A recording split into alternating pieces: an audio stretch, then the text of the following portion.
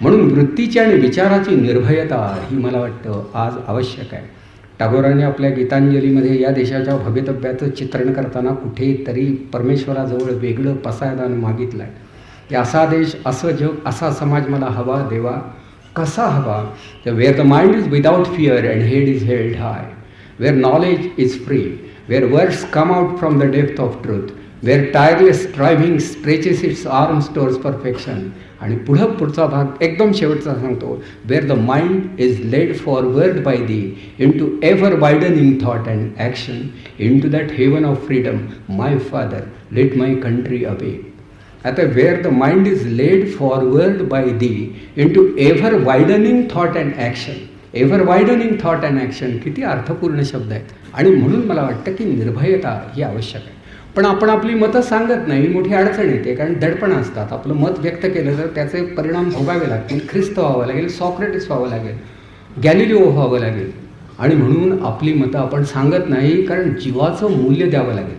पूर्वी माणसं लढत होती, एकमेकाला येऊन भिडत होती, एकमेकावरती शस्त्र चालवत होती.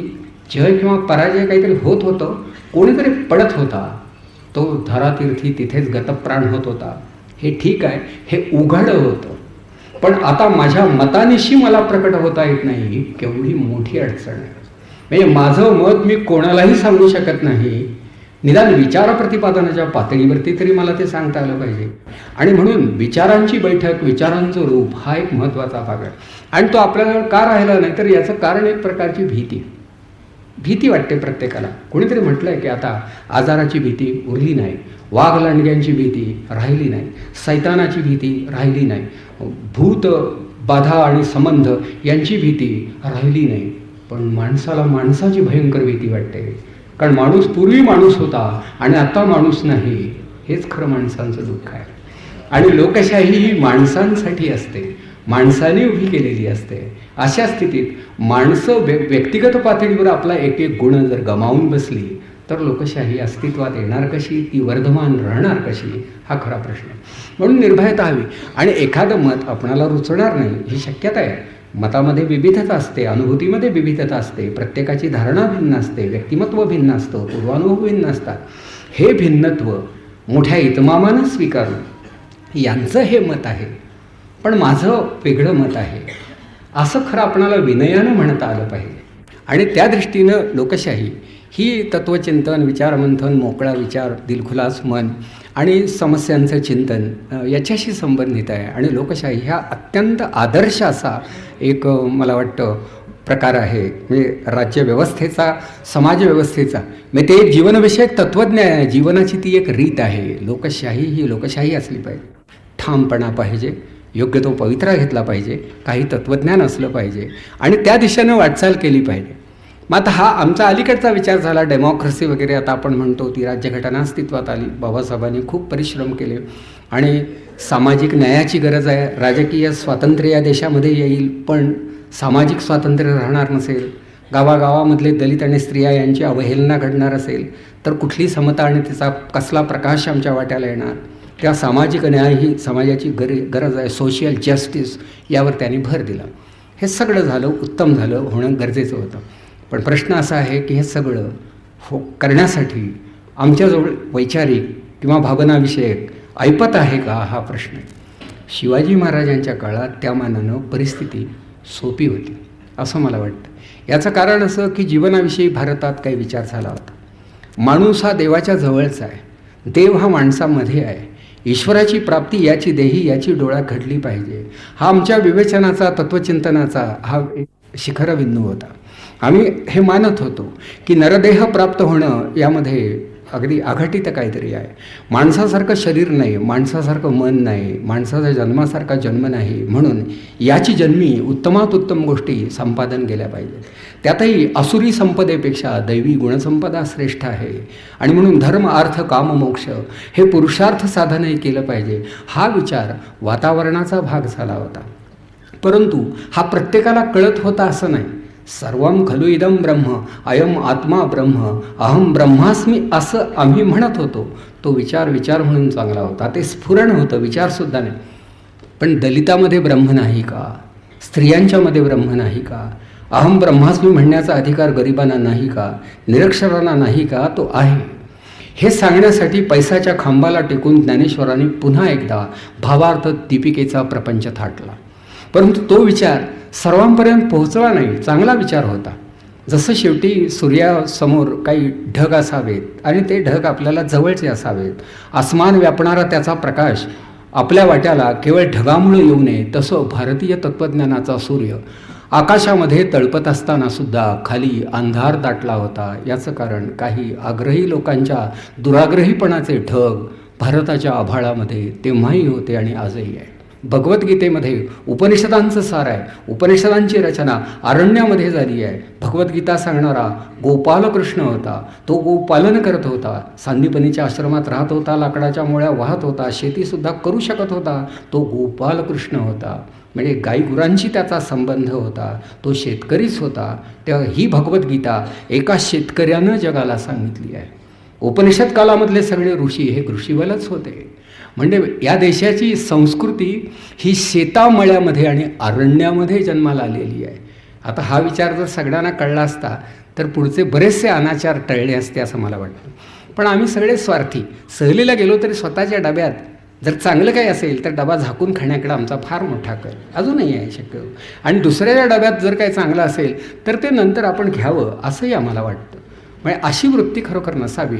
हे विचार आम्ही दिले असते. कारण शेवटी माणसं तपस्वी होती, व्रतस्थ होती, त्यांची स्फुरणं निष्कलंक होती. फार चांगला विचार या देशात स्फुरला आणि तो विचार सगळ्यांना वाटताना मात्र आम्ही कसूर केली.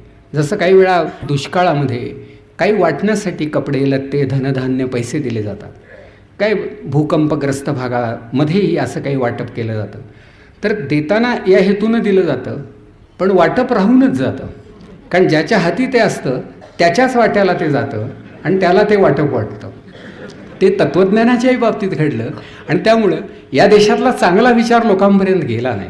खरं म्हणाल तरी नकळत घडलेली अक्षम्य आगळीकच होती. हे घडायला नको होतं आणि त्यातून या राष्ट्राला वाचवण्याचा प्रयत्न जरी अनेकांनी केला तरी बहुतेक ठिकाणी आम्ही पराभूत झालो.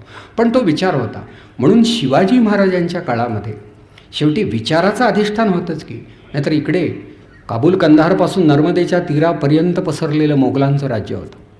आशिया खंडामधलं कदाचित सगळ्यात मोठं साम्राज्य तेच असण्याची शक्यता आहे.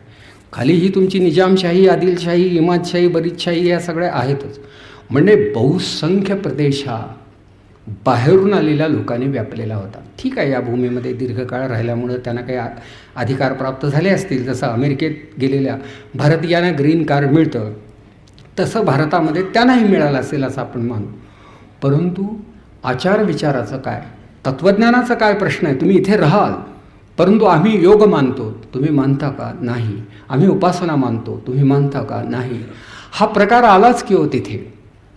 आणि फार खोलामध्ये जाऊ नये, पुन्हा गैरसमज होण्याचा फार मोठा संभव असतो.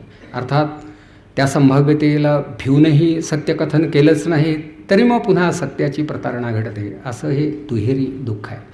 या देशात तत्त्वज्ञान होतं, खेड्यापाड्यापर्यंत गेलं होतं, माणसाने ते स्वीकारलं होतं आणि याचा फायदा शिवाजी महाराजांना नक्की मिळाला होता. स्वराज्य पाहिजे कोणाचं?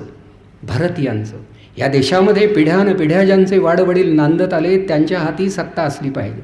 भूमिपुत्रांचं राज्य नसेल तर ते स्वराज्य होऊ शकत नाही आणि हे राज्य संपादन करण्या इतपत वृत्तीमध्ये मुक्तता नसेल तर ते स्वातंत्र्य होऊ शकत नाही. तेव्हा आम्हाला स्वातंत्र्य हवं, आम्हाला स्वराज्य हवं. खेड्यापाड्यामधले लखतरले आलेले हे मावळे गरीब त्यांना विश्वासात घ्यायचं आणि ते माणूसबळ, ते मनुष्यबळ ही एक मोठी शक्ती, ही लोकशक्ती होती. म्हणजे लोकशाहीमध्ये लोकशक्तीची आराधना घडली पाहिजे. शिवछत्रपतींनी लोकशक्तीची आराधना केली. हा तानाजी मालुसरा, हा नेताजी पालकर, हा येसाजी कंक सामान्य माणसं होती. माणसं समाजात असतात, आपण गाठायची असतात, शोधायची असतात आणि त्यांना जवळ करायचं असतं. हे महाराजांना माहीत होतं. महाराजांच्या जीवनविषयक तत्त्वज्ञानामधलं पहिलं प्रमेय हे होतं की सत्तेचा निश्वास सोडल्याशिवाय जनतेचा विश्वास संपादन करता येत नाही. तर शिवाजी महाराजांनी सामान्य माणसांशी संवाद सांभाळला आणि ही लोक नावाची शक्ती म्हणजे ज्ञानेश्वर आणि शिवाजी महाराज यांनी महाराष्ट्राला उपकृत केला आहे की भगवंताची वाणी लोकांच्या श्रवणी पडली पाहिजे. ते लोक निरक्षर असतील, शाळेत गेले नसतील, ते खेडूत असतील, पण त्यांना गीता कळली पाहिजे आणि त्यासाठी त्यांच्याच भाषेतून ती सांगितली पाहिजे हा आग्रह धरणारे आणि अमृताला पैजेने जिंकणाऱ्या मराठीतून तत्त्वज्ञानाचा प्रपंच करणारे विरक्त व्यक्तीचे ज्ञानेश्वर हा एक महापुरुष. आणि स्वातंत्र्य हा प्रत्येकाचा खरोखर जन्मसिद्ध हक्क आहे आणि मी भूमिपुत्रांचा तर तो आहेच, राज्य त्यांचंच आणि अस्तित्वात आलं पाहिजे असं छत्रपतींना वाटलं. ही मराठी संस्कृती, ही महाराष्ट्र संस्कृती आहे आणि या संस्कृतीचे ते दोन आधारस्तंभ होते. भिन्न क्षेत्रातले होते, भिन्न कालखंडातले होते, पण माणसं तशी होती. तर ज्ञानेश्वरांच्या काळात सगळेच त्यांचे विरोधक असते आणि लोकांची धारणा भिन्न असती तर त्यांना कदाचित काही करताही आलं नसतं. शिवाजी महाराजांच्या काळामध्ये सुद्धा महाराजांच्या बरोबर आणि पाठीशी राहणारे कितीतरी लोक होते. हे सगळे सामान्य लोक होते. तुम्हाला माझ्याकडं तुम्ही या, हे निशाण आपलं आहे, ही भूमी आपली आहे, हा विचार आपला आहे. आता या विचाराच्या प्रकाशामध्ये पावलं टाकणं एवढंच एक काम उरलं आहे. अगदी जीवात जीव आहे, कुडीमध्ये प्राण आहे, अंगामध्ये त्राण आहे, तोपर्यंत हे एवढंच करायचं. जसे शेतकऱ्यानं शेतात जावं, आता हे माझं शेत आहे, मला मशागत केली पाहिजे, पाऊस काळ जवळ आला आहे, मला पेरणी केली पाहिजे, मला पीक काढलं पाहिजे, मला दुसरं काय करता येणार नाही, मला हे केलं पाहिजे. व्यापाऱ्यानं सुद्धा दुकानाची फळी उघडावी, आत जाऊन बसावं, वेळ सकाळची झाली आहे, माणसं यायला सुरुवात होते आहे, मला हे काम केलं पाहिजे, मला इथं बसलं पाहिजे. तसं शिवकालामध्ये की या भूमीला राज्य मिळालं पाहिजे, ते भूमिपुत्रांचं असलं पाहिजे. तुळशी वृंदावनाला प्रदक्षिणा घालणारी आमची बहीण, आमची आई मोकळेपणानं वावरली पाहिजे. स्त्री ही मराठ्यांच्या राज्यातील देवता आहे हे सत्य देशाला कळलं पाहिजे असं वाटणारे छत्रपती आणि त्यांचा अनुसार करणारे कितीतरी लोक तेव्हा होते.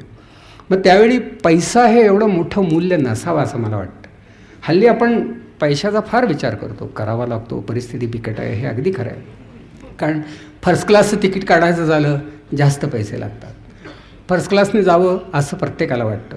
माणूस फर्स्ट क्लास असतो पण जवळ पैसा नसतो आणि जो आत बसलेला असतो तो फर्स्ट क्लास नसतो. म्हणजे तो मग पैशामुळे फर्स्ट क्लासच्या डब्यात बसतो हे माणसांना कळतं आणि मग माणसं शेवटी पैशाकडे बघायला लागतात. पैशानं जगाचे आणि जीवनाचे रंग ठरतात असं माणसाला वाटतं. ही परिस्थिती चांगली नाही. शिवकालात ती नव्हती ही आनंदाची गोष्ट आहे. शिवकालात ते नव्हतं कारण काय, गरिबांचं राज्य होतं, राजा गरीब होता, प्रजा गरीब होती, देश गरीब होता, महाराष्ट्र हा गरिबांचाच होता. आम्हाला पर्वतांचा, डोंगर कपारीचा अभिमान होता, मातीचा अभिमान होता, पाण्याचा अभिमान होता, रक्ताचाही अभिमान होता, पण पैशाचा अभिमान नव्हता. तोपर्यंतच माणूस जिवंत होता. म्हणून महाराजांना जरी या विषयावर व्याख्यानं देता आली नाहीत, ग्रंथ लिहिता आले नाहीत, तरी मानवाचं श्रेष्ठत्व हेच त्यांनी स्वीकारलेलं आधारभूत मूल्य होतं. हेच भगवंताचं अधिष्ठान होतं. राखावी बहुतांची अंतरे किंवा मराठा तितुका मिळवावा यामागे हेच तत्त्वज्ञान होतं. नाहीतर तानाजीला आणि नेताजीला जवळ करण्यासारखं काय होतं. त्यांनी विचारलं असतं काय तुमची क्वालिफिकेशन्स वगैरे, बऱ्याच शाळेत तुम्ही शिकला नाहीत, जाऊ द्या नंतर भेटलात तरी चालेल असा हा प्रश्न नाही. किंवा बुरुजावरून उतरणारी हिरकणे, काय मुलाबाळांसाठी घरधण्यासाठी जीव धोक्यात टाकणारी हिरकणे. महाराजांना ती सामान्य स्त्री दिसली, तिचं नाव त्या बुरुजाला दिलं गेलं. अर्थात तपशील मला माहीत नाही, बाबा सांगू शकतील. पण एक सामान्य स्त्री या प्रकारचं दिव्य करते.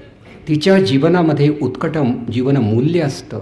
मुलांसाठी, पतीसाठी जगणारीही मानिनी असते. जीवाचा जोहार करण्याची तिची तयारी असते. तिचा हा खरा प्रपंच असतो. नकळत महाराजांच्या मनात कदाचित विचार येऊन गेला असेल की मुलाबाळांसाठी जीव धोक्यात घालणारी एक आई जिवंत आहे तोपर्यंत मराठ्यांचं राज्य पोरकं होण्याची शक्यता नाही. तेव्हा हे नाव त्या मोक्याच्या जागेला द्यावं हे महाराजांना वाटलं असेल. म्हणून पैसा हे मूल्य जोपर्यंत राजकारणाचं आधिपत्य करत आहे तोपर्यंत विवेकाला पाऊल ठेवायला जागा मिळणार नाही. ही खरी अडचण आहे.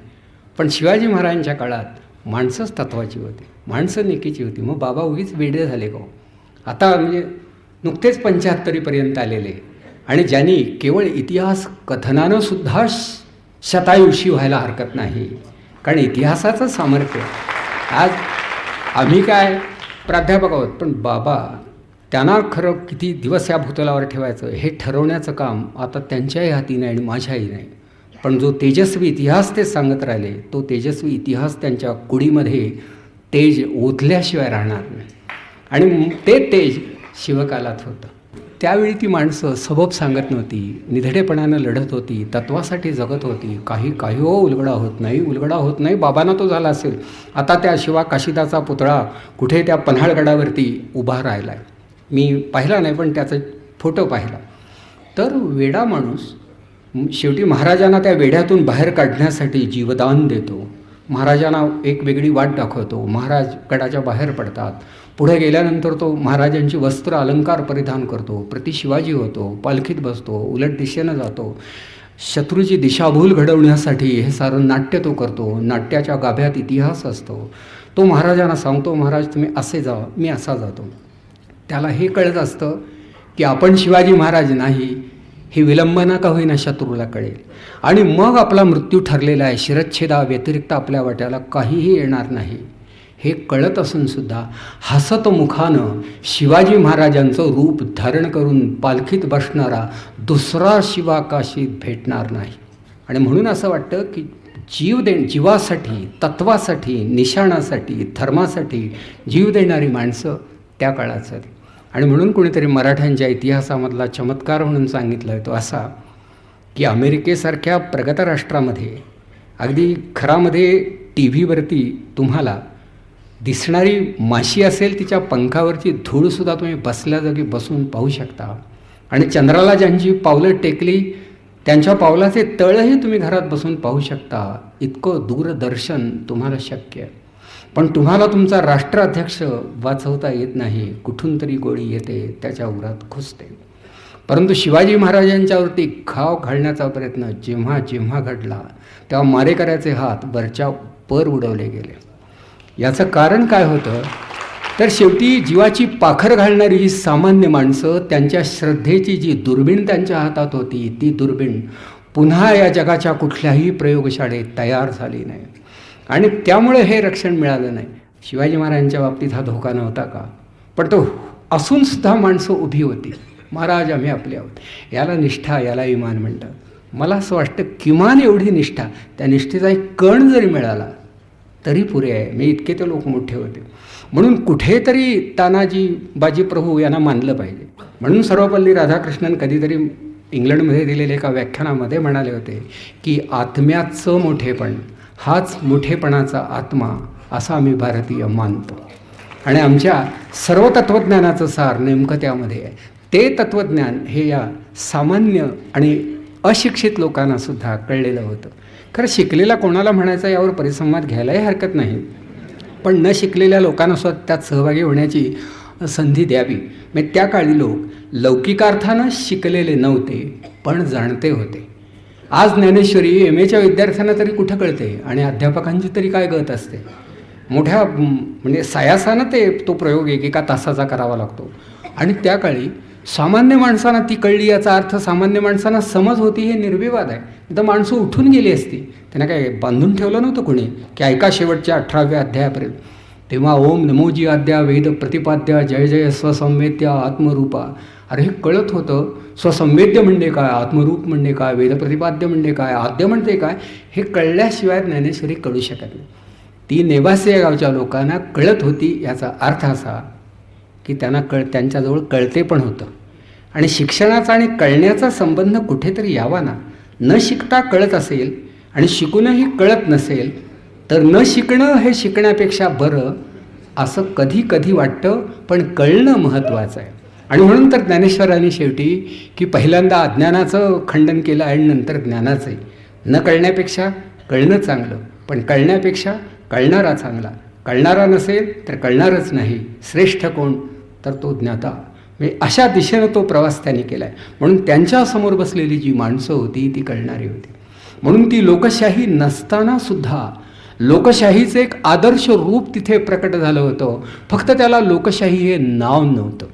कधी कधी खव्याचे पदार्थ बर्फी, पेढे, मोदक म्हणून ओळखले जातात. आता मोदकाचा आकार दिला की मग त्याला मोदक म्हणायचं. आता शिवाजी महाराजांच्या काळामध्ये कदाचित आकार नसलेला पण उत्तम खवा आणि साखर होती. पण हल्ली खवा नाहीच, केवळ रवा पण मोदक. म्हणजे सध्या आपल्याकडे हे मोदक फार तयार झालेले आहेत. त्यामुळं संकष्टीची वाटच बघावी लागते अशी परिस्थिती आहे.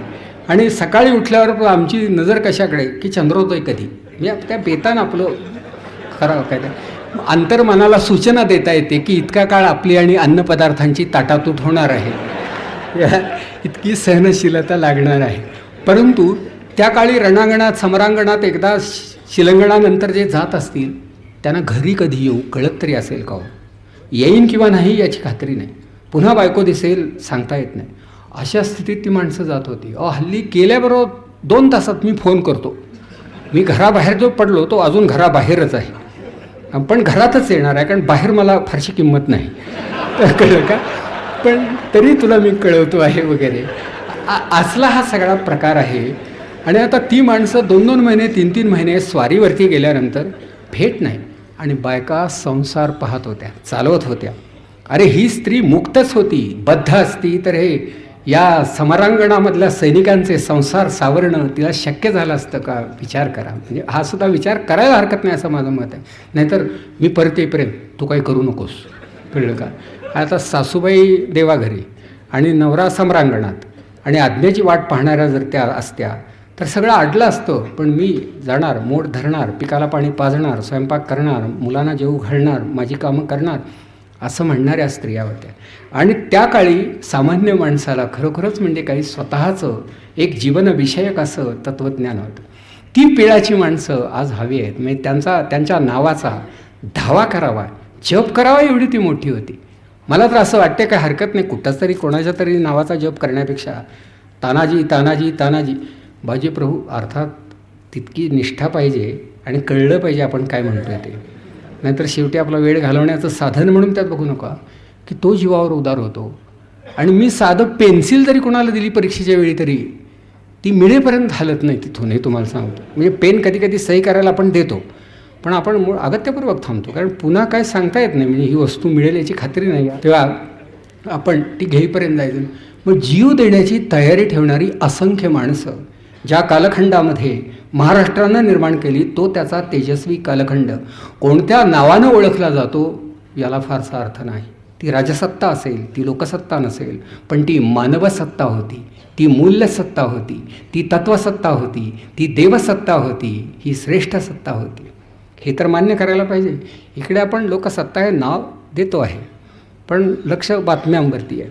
म्हणून इथे कुठेतरी या दोन्ही खरोखर म्हणजे युगांचं वैशिष्ट्य जर का आपणाला काही समन्वयाच्या पातळीवरती एकत्रित करता आलं तर बरं होईल असं वाटतं. की त्या काळची माणसं, त्या तोलामोलाची, त्या जिद्दीची, अशी पेटलेली मनं घेऊन उभी असणारी, खांद्यावरती निशाण बाळगणारी माणसं. आता माणसाने निराग्रही असावा असं मी तत्त्वज्ञानाच्या वर्गामधल्या विद्यार्थ्यांनाही सांगतो, पण एकदा अर्थ कळल्यानंतर आग्रह धरायला नको का? जसं पाणी प्याल्यानंतर तहान भागते हे कळल्यानंतर मग पाण्याचा आग्रह धरायला काय हरकत आहे? मग नळ आला पाहिजे, पैसे भरले पाहिजेत, नगरपालिकेचं दार ठोठावलं पाहिजे, नळा म्हणजे निराग्रही असावं, पण तत्त्व कळल्यानंतर तत्वाचा आग्रह धरावा ना. शेवटपर्यंत निराग्रही म्हणजे काय, याला अर्थ आहे का? आणि म्हणून आग्रह हा सुद्धा हे सुद्धा जीवनाचं एक अत्यंत मौलिक अंग आहे. म्हणून विशुद्ध आग्रहालाच आम्ही उत्कट श्रद्धा हे नाव देतो, पण त्याच्यामागे तत्त्वज्ञान असतं. आणि ते या सर्व मंडळींच्या मध्ये होतं. शिवाजी महाराजांच्या काळामध्ये सैनिकांच्या मनोरंजनासाठी शाहिरा व्यतिरिक्त कोणाला रणांगणामध्ये प्रवेश नसे, छावणीमध्ये प्रवेश नसे. खरं नाही वाटणार. तर हे इतकं बदलतं जग त्या काळी तो पिढ होता, हे करणार नाही म्हणजे नाही. आणि म्हणून मला असं वाटतं की मानव्याला शिवकालामध्ये प्राप्त झालेला आकार आणि लोकशाहीमध्ये मानव्यानं गमावलेला आकार यांचीसुद्धा थोडी तुलना केली पाहिजे. आकाराचं तत्त्वज्ञान त्या काळात असेल तर तिथून ते इकडं आणलं पाहिजे. आणि मुक्तीचं सामाजिक मोक्षाचं तत्त्वज्ञान नव्यानं अवतीर्ण झालं असेल तर त्याचाही अंगीकार केला पाहिजे. आणि अशा पद्धतीनंच खरोखर हा तौलनिक विचार करण्याची आज गरज निर्माण झाली आहे. अहो, शिवाजी महाराज किती कष्टाले असं म्हणतात. मलाही बाबांनाच मी विचारणार की शिवाजी महाराज निर्व्यसनी होते, शिवाजी महाराज मिताहारी होते. म्हणजे महाराजांचा आहार तुलनेनं कमी होता, तेव्हा परिमित आहार घेणारा माणूस पराक्रम करू शकतो, आणि खाणं हाच पराक्रम समजून जगणारा माणूस हा माणूसही राहत नाही. इतका फरक तरी का पडावा? मद्याला मराठ्यांच्या राज्यामध्ये प्रतिष्ठा नव्हती, वारकऱ्यांच्या जीवनामध्ये प्रतिष्ठा नव्हती, रामदासी संप्रदायामध्ये त्याला प्रतिष्ठा नव्हती. याचा अर्थ असा की साधू संतांनी सुद्धा एक मोठं काम केलं. प्रत्यक्षामध्ये रणांगणात ते गेले नसतील, पण विकाराविरुद्ध अनादिकालापासून माणसाचं चाललेलं जे युद्ध होतं, त्या युद्धामध्ये सेनापतीचं काम करणाऱ्या या थोर पुरुषांनी या भूमीला उपकृत केलं आहे की शेवटी लढा जो आहे तो या विकारांच्या विरुद्ध आहे. विचाराला पराभूत करणारे, उजळ माथ्यानं वावरणारे विकार हे कदाचित ही संस्कृती धुळीला मिळवतील. म्हणून मद्य मांस निवृत्त जीवन जगा आणि शुद्ध बुद्धीनं भगवंताला शरण जा हे सांगणारी माणसं महाराष्ट्राभर फिरत होती. तर ते त्यांचं काम. महाराजांना त्याचाही फायदा मिळाला असेल. तेव्हा निर्व्यसनीपणा हा आदर्श आहे, ही कौतुकाची बाब आहे, हे या पंचतारांकित संस्कृतीनं ग्रासलेल्या जगाला कोणीतरी सांगितलं पाहिजे. आणि हे सांगण्यासाठी मागे वळून पाहिलं पाहिजे. मागे वळून पाहिल्यानंतर शिवाजी महाराज दिसतील आणि बाबांनी म्हटलं त्याप्रमाणे कदाचित त्यांचा वर गेलेला हात दिसेल, परंतु तिथे कुठे चला तर त्या आदर्श जीवनाची प्रतिमा लोकांना ते दाखवतील. तेव्हा ते आदर्श जीवन तिथे होतं. म्हणजे मनोरंजनाला मर्यादा होत्या, जीवनाला तत्त्वज्ञान होतं, माणसं निर्व्यसनी होती, राहणी साधी होती, विचारसरणी उच्च होती, पैसा हा देव झाला नव्हता आणि तरी जगण्यात आनंद होता, तरी मरण्यात आनंद होता. मरणात खरोखर जगत जगते हे काव्य ओठावरती घेऊन खांद्यावरचं निशाण मिरवणारे लोक मृत्यूशी हस्तांदोलन करत होते आणि म्हणून वडालाही प्रदक्षिणा घातल्या जात होत्या. हा सत्यवान, स्वराज्याचा आग्रह धरणारा, पुन्हा मला भेटू दे असं म्हणणाऱ्या स्त्रियाही होत्या. म्हणून यामध्ये आता की घडणच करायचे आहेत की नवीन दागिने करताना फक्त सोनं तपासून घ्यायचं. जुनं झालं तरी सोनं असेल, ठीक आहे, तुम्हाला हा घाट आवडत नाही तर ते सोनं बाजूला घ्या, वितळा ते दागिने आणि पुन्हा नवे दागिने घडवा. पण सोनं हे जुनं झालं म्हणून सोनं नाही असं म्हणू नका. आणि हे नवीन दिसते आहे ती पितळ केवळ नवीन आहे म्हणून तिला सोनं म्हणू नका. म्हणून आज शिवशाही आणि लोकशाही मानवकुलाच्या इतिहासामधले खरोखर अत्यंत महत्त्वाचे असे अध्याय आहेत.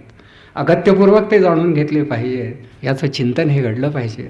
त्या जमेल तेवढं विचारमंथन घडलं असं मानू. उत्तरार्ध मी आणि माझ्याहीपेक्षा त्यावर कळस चढवण्याचं काम शिवशाही करणार आहेत. आपण उद्या याल अशी अपेक्षा बाळगून आपली रजा घेतो.